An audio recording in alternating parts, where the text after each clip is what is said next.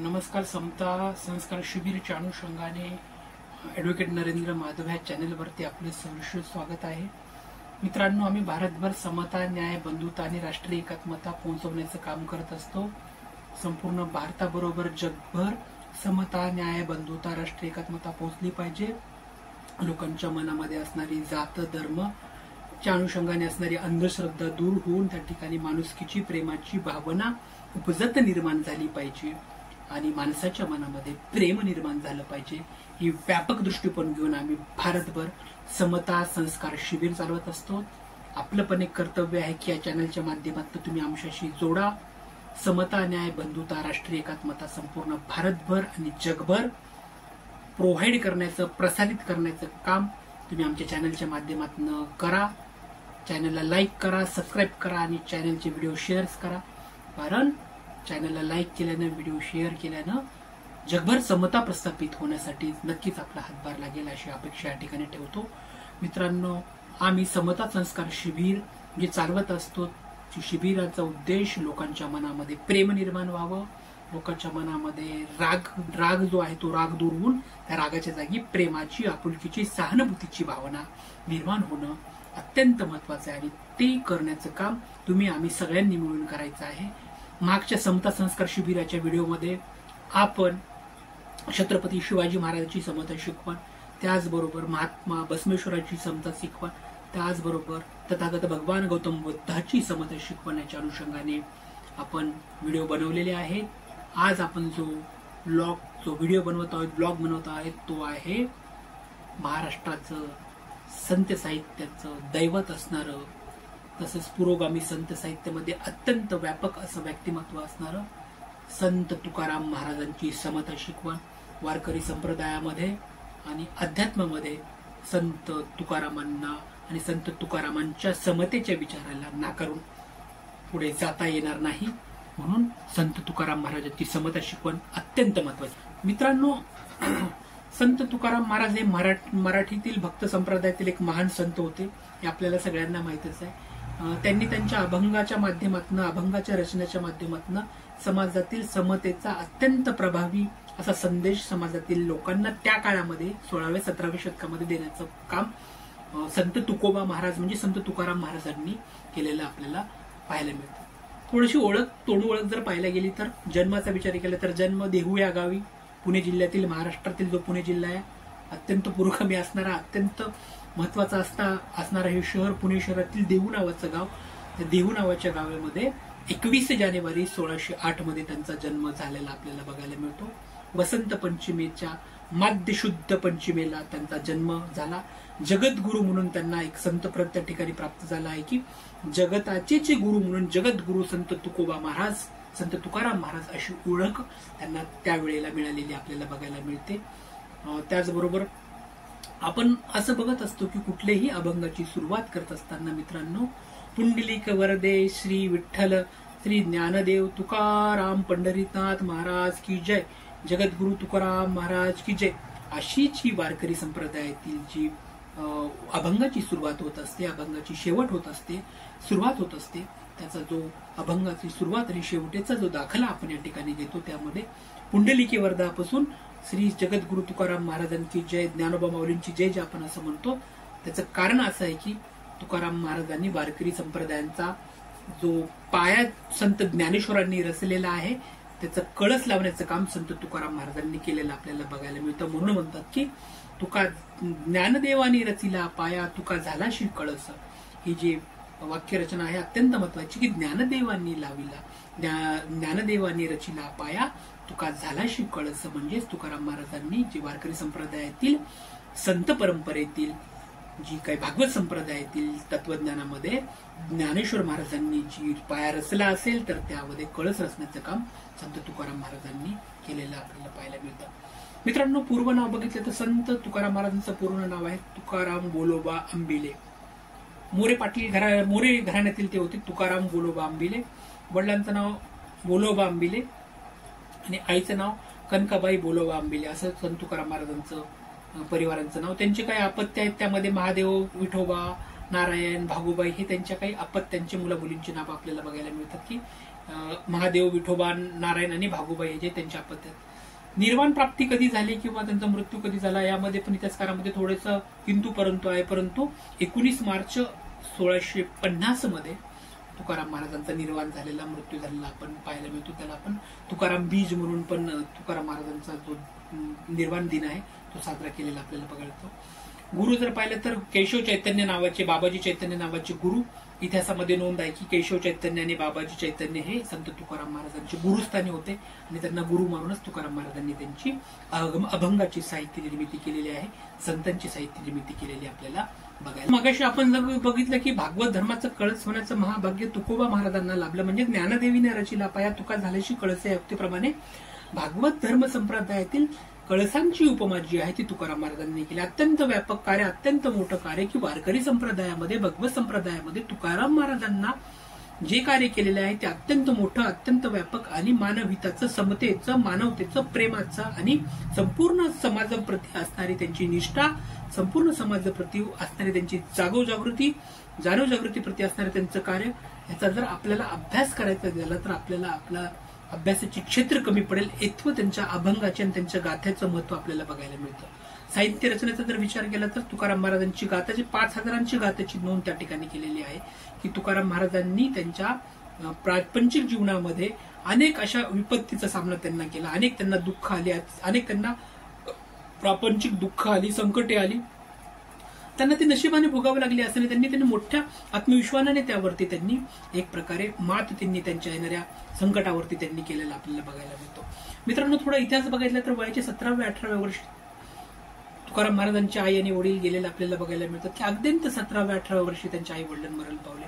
त्यानंतर त्या दुःखामुळे त्यांचा मोठा जो भाऊ आहे तो मोठा भाऊ विरक्त झाला. मोठा भाऊ विरक्तीमुळे तो तीर्थस्थळाला गेला, त्यामुळे ते वेगळं दुःख त्यांच्या नशिबाला आलं. त्याच काळामध्ये भयंकर असा दुष्काळ पडला, त्या भयंकर दुष्काळाचा सामना त्यांना करावा लागला. त्या भयंकर दुष्काळामध्ये संतू नावांचा त्यांचा मुलगा आहे, त्या दुष्काळामध्ये मरण पावलेला आहे. असे एकावरती एक मोठमोठे संकट त्यांच्यावरती येत गेली. इतके संकट आले, एवढे दुःख आले, एवढे दुष्काळ आले, याच्यामध्ये त्यांची गुरढोरही त्या ठिकाणी गेलेली आपल्याला बघायला मिळतात. एकामध्ये त्यांचा मुलगा गेला, एका संकटामध्ये त्यांची गुरढोरं गेली. हे सगळं गेल्यानंतर त्यांना जी महाजनकी पद देण्यात आलं होतं ती महाजनकी पदही त्यांना या दुष्काळामध्ये घालावं लागलं. कारण त्यांनी या दुष्काळामध्ये त्यांनी विठ्ठलांची भक्ती केली, विठ्ठलांची योग्य प्रकारे भक्ती संप्रदायाच्या माध्यमातून विठ्ठलांची मोठ्या पद्धतीने तपस्या केलेली आपल्याला बघायला मिळते. आणि त्याचमुळे त्यांनी संसारात ते विरक्त झाले असं नाही, तर संसारात विरक्त झाले जरी असले तरी संसारासोबतच त्यांनी विठ्ठल भक्तीची, परमात्म्याची कायम त्यांनी सेवा केलेली आपल्याला बघायला मिळते. त्यांच्या गावाच्या जवळ असणारा भंडारा नावाचा जो डोंगर आहे त्या भंडारा नावाच्या डोंगरावर त्यांनी त्यांची उपासना, तपश्चर्या चालू केली आणि त्यातून त्यांना कुठेतरी साक्षात्कार झाला आणि त्या साक्षात्कारामध्ये त्यांना ब्रह्मस्वरूप श्री विठ्ठल भेटले असं त्या ठिकाणी सांगण्यात येतं. आणि त्यानंतरच त्यांनी त्यांना संतचं काम किंवा अभंग रचना करायला लावली असं आख्यायिका त्यांच्या जीवनाच्या बाबतीत आपल्याला बघायला मिळते. समतेची शिकवणाच्या अनुषंगाने आपण बघूयात की सर्वात मोठी समतेची शिकवण संत तुकाराम महाराजांची अशी की सर्व जीवन समान आहेत. तुकाराम महाराज म्हणतात की ईश्वर सर्व प्रमाणात आहे, ईश्वर सर्व प्राणी मात्रात आहे आणि त्यामुळे कोणताही भेदभाव करू नये, सर्व प्राणी मात्र, सर्व जीव जंतू समान आहेत अशी संत तुकाराम महाराजांची शिकवण होती. सर्व प्राणी मात्र समान आहेत, सर्व जीव जंतू समान आहेत अशी शिकवण देत असताना ते सांगतात की जात, धर्म, पंथ आणि संप्रदाय या आधारावर भेदभाव करणे अत्यंत चुकीचं आहे. सर्व मनुष्य प्राणी समान आहेत, सर्वांची भक्तिभाव समान आहे, त्यामुळे हा भेदभाव करणं चुकीचं आहे अशी समानतेची पहिली शिकवण संत तुकाराम महाराजांनी वारकरी संप्रदायामध्ये दिलेली आपल्याला बघायला मिळतात. त्याच्या एक अभंगाच्या अनुषंगाने ते म्हणतात की जातीचे काय करावे जेथे सगळेच एकाच नाम घेता. म्हणजे ह्या अभंगात ते म्हणतात की जातीचे काय करावे जेथे सगळेच एकच नाम घेता. म्हणजे एकच नाव कोणतं घेतात तर एकच नाव पांडुरंगांचं घेतात, विठोबाचं घेतात. हे सगळे विठोबाचे भक्ती संप्रदायातील आपले सहकारी आहेत आणि हे सगळे सहकारी विठ्ठलाचे नाव घेत असताना मग तिथे जातीचा विषय येतो कुठे. म्हणजे सर्व विठ्ठलाचे नाव घेता, सर्व एकच नाव घेता, तिथे जातीचा विषय येत नाही. विठ्ठलाच्या भक्ती संप्रदायामध्ये आपण सर्व समान आहोत अशी शिकवण तुकाराम महाराजांनी आपल्याला केलेली बघायला मिळते. तर भक्तीमध्ये कोणताही भेदभाव नाही. त्यांनी सांगितले की ईश्वर प्राप्तीसाठी जात, शिक्षण, श्रीमंती याचा काहीही संबंध नाही. कोणताही माणूस नामस्मरण करून ईश्वराला प्राप्त करून घेऊ शकतो. म्हणजेच भक्तीमध्ये कुठल्याही प्रकारचा भेदभाव करणं अत्यंत चुकीचं आहे, अशी त्यांची तरतूद होती. कर्म आणि सदाचारावर त्यांचा भर होता. सामाजिक प्रतिष्ठा ही जातीवर नव्हे तर चांगल्या आचरणावर आणि सत्कर्मावर आधारित असावी अशी त्यांची विश्वास होता, अशी त्यांची विचारधारणा होती. म्हणजे कर्म आणि सदाचारावर त्यांनी अत्यंत महत्वाचा भर त्यांनी दिलेला आपल्याला बघायला मिळतो. शोषण आणि अन्यायाविरुद्ध त्यांनी अत्यंत मोठ्या प्रमाणात आवाज उठवलेला आपल्याला बघत होतो. त्यांनी मनुवाद, कर्मकांड आणि जातीय श्रेष्ठत्वाचा विरोध केला आहे. त्यांनी त्यांच्या अभंगातून तो शोषित, पीडित, सामाजिक उपेक्षित घटक आहेत, ती सामाजिक उपेक्षित घटकांचा आवाज होऊन तुकोबा सर्वसामान्यांचं नेतृत्व, सर्वसामान्य उपेक्षितांचं नेतृत्व त्यांच्या अभंगाच्या माध्यमातून करत आलेले आहेत, हे आपल्याला नाकारता येणार नाही. आता सामाजिक बंधुभाव आणि प्रेम. संत तुकाराम महाराजांनी लोकांना परस्पर प्रेम, सहानुभूती आणि मदतीचा संदेश दिला. त्यांच्या शिकवणीत विठोबा हा केवळ देव नसून एक समतेचं प्रतीक ठरतो, असं संत तुकाराम महाराज सांगतात. म्हणजे संत तुकाराम महाराजांनी सामाजिक बंधुभाव आणि प्रेम, त्याचबरोबर विठ्ठलाच्या पायी सर्व समान, म्हणजे विठ्ठल हा एक देव आहे आणि देव असूनही तो समतेचा प्रतीक आहे, असं त्यांच्या अभंगाच्या माध्यमातून संत तुकोबा महाराज आपल्याला सर्व लोकांना सांगताना आपल्याला पाहायला मिळतं. महाराजांनी आपल्या अभंगातून समतेचा, मानवतेचा आणि भक्तीचा असा त्रिसूत्रीचा संदेश दिला आहे. तो आजही आपल्याला प्रेरणादायी बघायला मिळतो की संत तुकाराम महाराजांनी त्यांच्या अभंगातून आपल्याला भक्तीचा मार्ग दाखवलाय, आपल्याला माणुसकीचा मार्ग दाखवलाय, आपल्याला समतेचा मार्ग दाखवलाय, आपल्याला प्रेमाचा मार्ग दाखवलाय. जेवढ्या गाथामधील त्यांच्या अभंगात ते प्रत्येक अभंग लाख लाख मोलाचे आहेत. म्हणून पुरोगामी साहित्य वाचणाऱ्या संत साहित्यकांनी आणि अभ्यासकांनी सुद्धा संत तुकाराम महाराजांच्या गाथ्यांचा व्यापक असा अभ्यास करणं, त्याचं निरूपण करणं अत्यंत महत्वाचं आहे, अत्यंत व्यापक आणि अत्यंत आवश्यक आहे. कारण भारतीय जगाचा इतिहास जर आपल्याला बघायचा असेल तर भारतीय जगामध्ये भारताचा इतिहास एक वैचारिक दृष्ट्या पुढे जायचं असेल तर संत तुकाराम महाराजांचं जे काही गाथेचं महत्व आहे ते गाथेचं महत्व आपल्याला नाकारून पुढे जाता येणार नाही. म्हणून संत तुकाराम महाराजांच्या अभंगाच्या गाथाचं जे आहे त्या गाथांचं महत्व अत्यंत महत्वाचं आहे आणि त्याच गाथेतील काही अभंगाचं आता आपण थोडक्यात निरूपण करण्याचा प्रयत्न करत आहोत.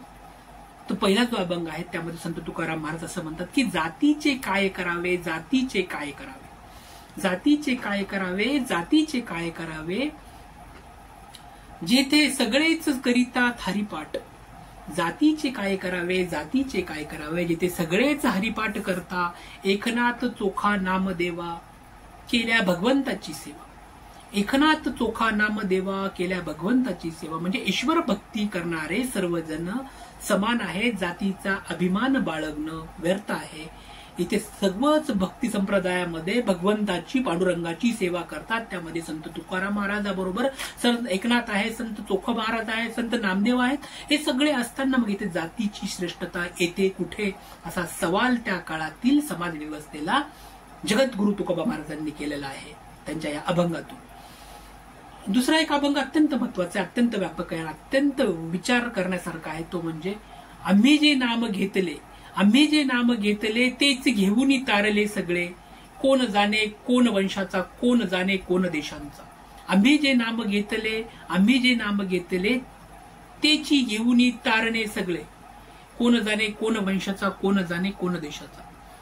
नामस्मरण हेच मुख्य कारण आहे. माणसाची जात, वंश, देश याला कधीच महत्व नाही. आम्ही जे नाव घेतलंय, पांडुरंगाचं नाम घेतलंय, ते सगळ्यांनी नाम घेतलंय. ह्याचं जे निरूपण करत असताना आम्ही जे नाम घेतले, आम्ही जे नाम घेतले तेच घेऊन तारले समले. म्हणजे त्या पांडुरंगाचं नाव घेऊन सगळे तारले आहेत. कोण जाणे कोण देशाचा, कोण संप्रदायाचा, कोण द्वेषाचा. म्हणजे नामस्मरण हे अत्यंत महत्वाचं आहे, अत्यंत मोठं आहे. भक्ती संप्रदायामध्ये, भागवत संप्रदायामध्ये कोणत्या जातीचा, धर्माचा, संप्रदायाचा असण्यापेक्षा, वंशाचा असल्यापेक्षा, कुळातला असल्यापेक्षा तुमची भगवत भक्ती, तुमची पांडुरंगाप्रती असणारी भक्ती अत्यंत महत्वाची आहे, अत्यंत व्यापक आहे, असा संदेश त्या ठिकाणी जगद्गुरु तुकोबा महाराजांनी आपल्याला त्या ठिकाणी दिलेला बघायला मिळतो. दुसरा अत्यंत महत्वाचे अभंग या ठिकाणी, आम्हा घरी धन शब्दाचीच रत्ने, शब्दाचीचे शस्त्रे युद्ध करिता. आम्हा घरी धन शब्दाचीच रत्ने, शब्दाचीचे शस्त्रे युद्ध करिता.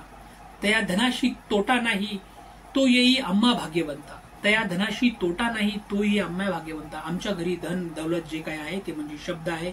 शब्द हेच आमचे शस्त्र आहे, शब्द हेच आमचं युद्धाचं प्रतीक आहे आणि त्यामुळे आम्हाला शब्दामुळेच आम्हाला बळ मिळतं, शब्दामुळेच आम्ही समाजातील जातीयता, समाजातील विषमता ह्यावर आम्ही मात करू शकू, अशी ह्या अभंगाच्या माध्यमातून संत तुकाराम महाराजांनी आपल्याला एक वैचारिक शिकवण, वैचारिक व्यासपीठ, वैचारिक एक कुठेतरी आपल्याला ज्याला म्हणतात की आपल्याला संत तुकाराम महाराजांनी आपल्याला एक वैचारिक समृद्धी प्रदान केलेली आहे आणि ती वैचारिक समृद्धी संत तुकाराम महाराजांच्या प्रत्येक अभंगातून आपल्याला बघायला मिळते. किंवा धनसंपत्ती जी आहे ती आमच्याकडे ती फक्त या शब्दामुळे आहे, असं जगद्गुरु तुकाराम महाराज त्यांच्या अभंगातून सांगतात की आम्हा घरी धन शब्दाचीच शास्त्रे, शब्दाचीच म्हणजेच आमच्याकडे जे जे काय आहे ते भगवंताच्या पांडुरंगाच्या आशीर्वादाने शब्दरूपी आहे आणि त्या शब्दरूपीमुळे आम्ही जगाची सेवा करू शकू. जे काही देणार आहोत ते शब्दाच्याच माध्यमातून देणार आहोत, असं जगद्गुरु तुकोबा महाराज आपल्याला यांच्या अभंगाच्या माध्यमातून सांगतात. मित्रांनो, समतेचे जे प्रतीक आहे, समतेचे प्रतीक तथागत भगवान गौतम बुद्धानंतर, संत बसवेश्वरानंतर 16व्या शतकामध्ये, 17व्या शतकामध्ये संत तुकाराम महाराजांनी समतेची पेरणी वारकरी संप्रदायाच्या माध्यमातून सर्वसामान्य माणसाच्या मनामध्ये, हृदयामध्ये केलेले आपल्याला बघायला मिळते. म्हणजेच तुकाराम महाराजांचे अभंग हे समतेचे प्रतीक आहे. वारकरी संप्रदायामध्ये भक्ती संप्रदायाला, भक्तिभावाला अत्यंत असं महत्व आहे. म्हणजेच भक्तीच्या मार्गाने गेल्यामुळे माणसाच्या एक प्रकारे केलेल्या पापांचं मुक्ती होते, म्हणून भक्ती संप्रदायाच्या मार्गाने जावं अशी वारकरी संप्रदायाची धारणा आहे. आणि त्याच वारकरी संप्रदायाचं आराध्य असं मुख्य संतपीठ ज्याला आपण म्हणूयात, मुख्य संतांचं जे विचारपीठ जे आहे ते समतेच्या मार्गाने सुद्धा जात असताना जगद्गुरु तुकोबा महाराजांनी आपल्याला पेरलं आहे, आपल्यामध्ये वाढवलेलं आहे. आणि ते त्या दृष्टिकोनातून आपल्याला आपली विचारसरणी, आपल्याला आपला अभ्यास, आपल्याला आपला स्रोत समजून घेणं अपेक्षित आहे. संत तुकाराम महाराजांच्या प्रत्येक अभंगाचं निरूपण समजून घेणं, अभ्यास करणं, संत साहित्याचा अभ्यास करणं आणि त्या अनुषंगाने आपल्याला आपली मानसिक जी स्थिती आहे ती समतेच्या मार्गाने नेणं अपेक्षित आहे, असं आम्हाला या ठिकाणी वाटतं. नक्कीच संत तुकाराम महाराजांचा मार्गाने तुम्ही याल, तुम्ही समतेच्या मार्गाने याल अशी या ठिकाणी अपेक्षा बाळगतो. आणि जाता जाता संत तुकाराम महाराजांना त्रिवार वंदन, प्रणाम,